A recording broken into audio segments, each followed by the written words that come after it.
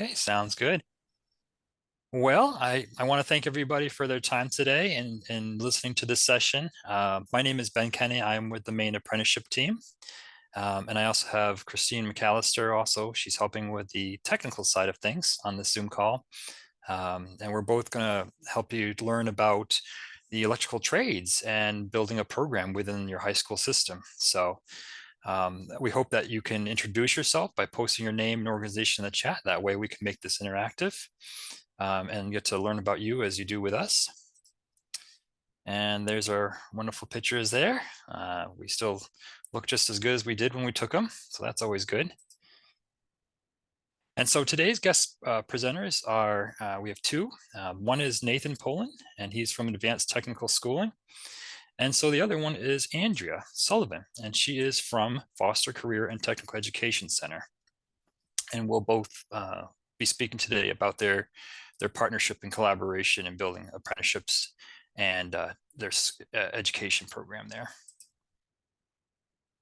So at first, I'm going to talk just a little bit about, for those who are new to the apprenticeship world, what it is. So that way we can, this will be a smooth conversation once we get to the presenters. So registered apprenticeship is an industry business-led program. It's structured on the job learning and mentorship, and it is a paid job. So you'll hear out there, earn while you learn, and that's true for apprenticeships, which unlike internships, which may or may not be paid, and they may have a mentor, may not have a mentor. With apprenticeships, you are paired with a mentor supervisor who is experienced in the field, and you also have supplemental education to pair with that to assist you. There is diversity and quality and safety that's taken into consideration with all programs. And there's credentials at the end. So once you complete, you're given a national credential that's portable and that you can use to enhance your career. Registered apprenticeships come in a variety of industries and sectors. So I won't go through all of them for time's sake, but you can see here, traditionally, there's always been construction and trades. Well, that's now expanded quite a bit into other fields as well. We have transportation, cybersecurity, infrastructure, healthcare, teachers, aquaculture, which was the first in Maine for that. So we're really proud of all these programs that have built on, and we hope to expand more in the future. So the question is, who can be an apprentice? Anyone 16 years or older. Employers may have a different requirement in their program for safety reasons or part of their organization policy. Typically, we see somewhere around 18 and 21 being that sweet spot. And really that passion to work, right? So the apprentices who come in this is committed to doing that job and showing that to the employer that they're going to make this a long-term relationship. Most have work authorization. Must have work authorization to be part of the registered apprenticeship. And other requirements vary by employer and may include physical requirements, high school diploma, driver's license, drug testing. And again, we do work with the employer to make this very customizable so that they can make this their program. And then we help them along the way with any paperwork. So we make sure that this is their training. So why registered apprenticeship? Why would somebody get into this as opposed to just doing it the way they've been doing it? So there's benefits for both apprentices and the employer. For the apprentices, you're going to see increased skills. There's going to be a paycheck while they're learning, higher wages, mentor support, job security, safer workplace, and again, that national recognized credential at the end of their program. We always want to make sure the welfare of the apprentices are always ahead and making sure that they're not just, using a broomstick or cleaning the bathroom. They're doing what, they've been assigned to do and been asked to do in their program. So. And with that, we do have a lot of information on our website. It's at maine.gov/apprenticeship. Or you can email us directly at mainapprenticeship@maine.gov. This will put you in contact with one of our career consultants like myself or my coworkers, and we'll be able to talk to you a little bit more in depth about apprenticeships and our partners and how we can build a program, whether it's in a business or the high school, and we can connect you with these guest speakers that I'm going to introduce next. And with that being said, I have Nathan Poulin joining me today. So as I mentioned before, Nathan Poulin is a master electrician with over 23 years of experience in the trades. He's a stand-up guy. I mean, you want to get to know him, and he's going to work with schools in the area to build out their electrical trade programs, because we know there's a need for it. And Nathan, I will let you take on over and show us what you got. And just so that you know, Nathan, you are on mute, just FYI. There we go. So let's see. I want to share my screen. Let's see.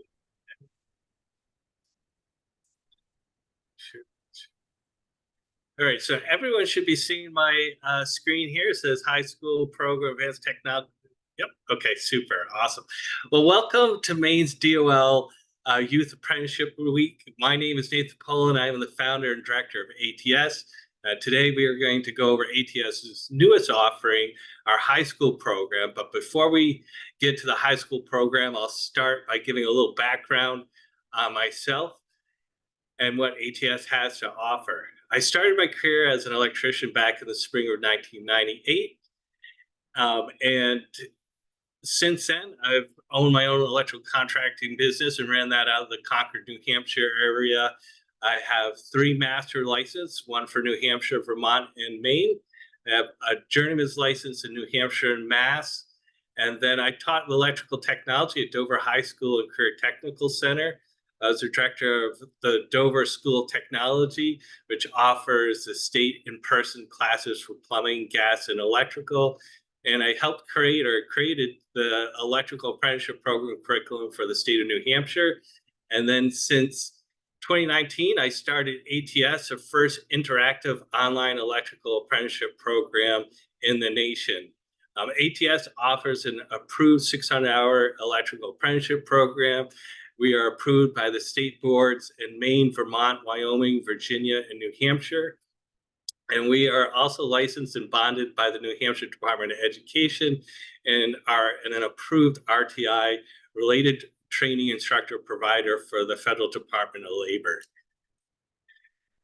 At ATS, we are celebrating our 5th anniversary this year and offering interactive online electrical education. We have received a lot of feedback from our students, and most every time that we receive feedback, one of the things the students share is that they love the self-paced program, which they can complete on their schedule. This program helps students that speak English as a second language, non-traditional students that aren't comfortable being in a classroom setting, students that have to travel a long distance to get to class, or students that work 2 jobs, or students that have children who can't find or afford childcare. We aren't getting any younger. The median age for a licensed electrician in the United States is 41, and we have nearly 25,000 more people leaving the field each year than are entering the electrical field. But what can we do about that? Well, the DOL and others have for the past decade reached out to non-traditional students to help fill the skilled labor gap. Because of this outreach, more non-traditional students are joining the electrical trade than ever. Unfortunately, we've found that that isn't enough to fill the gap. The newest initiative by the DOL and others is pre-apprenticeships, trying to reach students before they graduate and enter the workforce.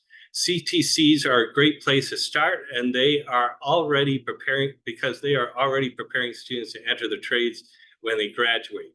The issue is that most high schools are not CTCs, and not all CTCs offer electrical technology classes.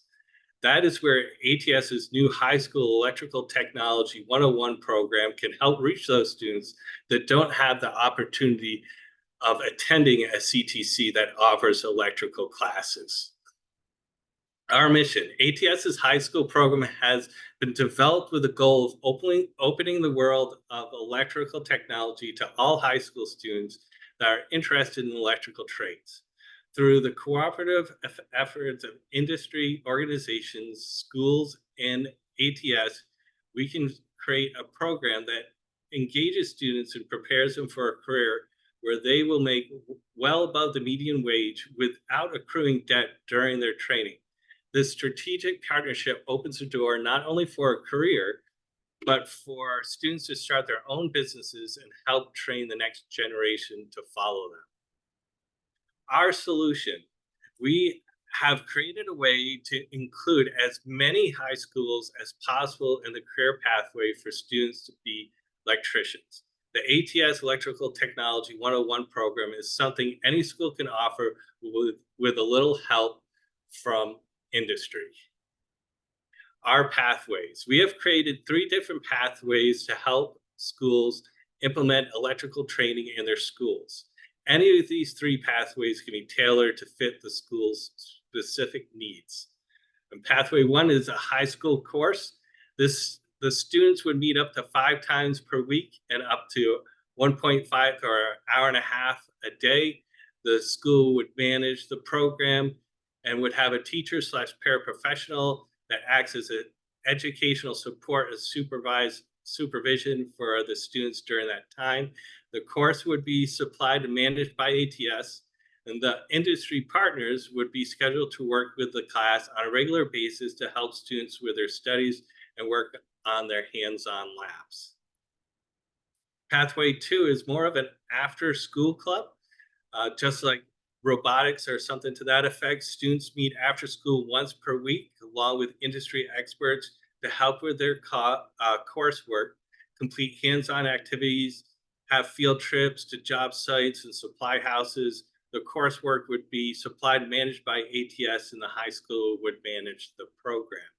And then pathway 3, which is more of a straight CTC course that students would meet up to 5 times a week and up to 3 hours a day. The school would again manage the program, but this time would have a career technical teacher that acts as educational support and supervision for the students during the time, as well as instruct the hands-on labs. The coursework, of course, would be supplied and managed by ATS.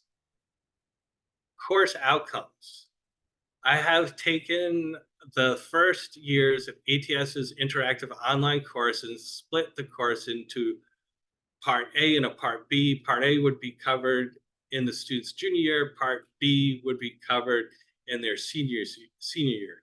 The topics that are covered over the next 2 years are OSHA 10 course, which is an entrance requirement to the course. Then we have construction safety, math for building trades, digital multimeter principles, electrical theory, and print reading. Scope and sequence. So the scope and sequence. The scope and sequence includes a chapter outline for each book, a list of objectives, the hours needed to complete the lesson, and what state competencies the lesson fulfills. Our labs, ATS will supply the instructional lab manuals, topics, and lab sheets for the 2-year program. We give step-by-step instructions how to complete the lab. It includes safety questions pertaining to the specific lab and lab review questions based on what the students did in that lab. The lab manuals also include a material list so that schools can purchase the needed materials, or if the school chooses, they can purchase a lab kit that includes all the materials needed to complete the labs in 101A and 101B. So let's work together. I created ATS to give the industry that has given so much to my family and I over the past 26 years a new way to receive the educational training needed to become an electrician, to empower the next generation to find a place where they feel they find themselves and take pride in what they do. ATS is committed to reaching the next generation of electricians by providing different pathways for the youth of Maine to start their apprenticeship in high school. We can do this by using the creativity and flexibility of our program, but we can't do it alone. We need to partner with high schools and industry professionals to make this a success. Together, we can reach Maine's youth to provide an opportunity that will bridge the skills trade gap. Thank you for attending our seminar and your desire to help school high school students reach their fullest potential. Awesome, Nate. Thank you so much. And like just to reiterate, he's pointing out some really important pieces about helping those in the workforce field who don't have access, the schools that don't have these programs available. And next speaker, Andrea, will talk about how she's helping Nathan and vice versa so that they can get workers in the field. It's a high demand, high wage field in electrical trades. We see it every day. And so without further ado, I'd like to invite Andrea Sullivan. She is an apprenticeship instructor at Foster Tech, and that is located in Farmington, Maine. So, Andrea, take it away. All right, thank you. Thank you, everyone, for joining us today. So, as mentioned, I am an apprentice learning facilitator. I am the person that does help the students while they are here during the day to access the material, keep them motivated, and also be a liaison between myself and ATS. Uh, to mention and kind of piggyback what has already been said, this program was born out of requests from our local community, from our local electricians and contractors who have said they are in desperate need of new people coming into the industry. They're in need of skilled electrical workers to come in and replace those who are leaving. So this is something that's been kind of brewing, and the difficulty that we had, and as probably some of you also can probably agree, is the lack of space. We have 22 programs now included with electrical, 21 previously, and we'll be adding another one next year. So we have quite, a comprehensive amount of options for students coming into the CTE world. And we're struggling for some space and to figure out how can we deliver to our community partners what they need. And this was an easy option. So what we do is we use ATS's year one, which, as Nathan explained, is broken down into part A and part B. Online material. Our students meet with me at least 4 days a week, and they do some independent study to keep up. We just launched the program this year and didn't launch it until November. So each of our students are in another CTE program. So they do have to do a little bit in school and a little bit out of school to keep on track. We work with our community partners to get them that hands-on piece. So we have had them go out into the community and work with contractors, and we have had contractors come in.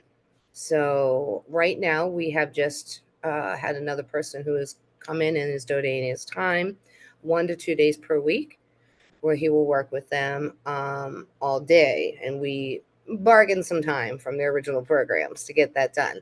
And it's been really a wonderful partnership because we can talk with those industry professionals and say, this is what we're going through in the material, and this is what they're talking about.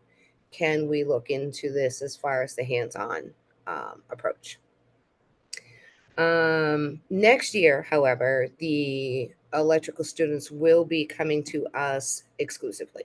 So what that means as far as the electrical technology program, just getting started. They originally, the students we have this year have a program originally, and this is their second. Next year, they will exclusively have electrical technology, and that will be incoming juniors. So again, ATS has made launching an electrical technology program helpful and easier so that we can have that academic piece and have the material easily accessed without that dedicated instructor. And I'm sure the other part of it is not only space, but also finding the instructor. That's sometimes a little bit hard to do. It's hard to do with teachers in general. So, this has given us the opportunity. I am not a master electrician. I very much enjoy the material, and maybe I will take a journeyman's test along with them someday because I feel like I'm learning it along the way. But with that said, having the ability to look at the material and keep them motivated has been very easy for me, even though I'm not an electrician. And I will say that my students have all said that they do like the self-paced part of it. So even though we do meet, I have students with different responsibilities. I have one student that has a loaded schedule, but is more than happy to do a lot more at home. I have another student who has a more open schedule. So, we can work together several times during the day, during learning labs and things like that. So, having that self-paced option is great. And then, just to comment on how our communication between ourselves and Nathan, it's been wonderful. If I have questions about the structure, the material, anything really, they have been super about being available and answering anything we need, or even just making little tweaks to make sure that it fits our needs. And if you have any questions, feel free to ask.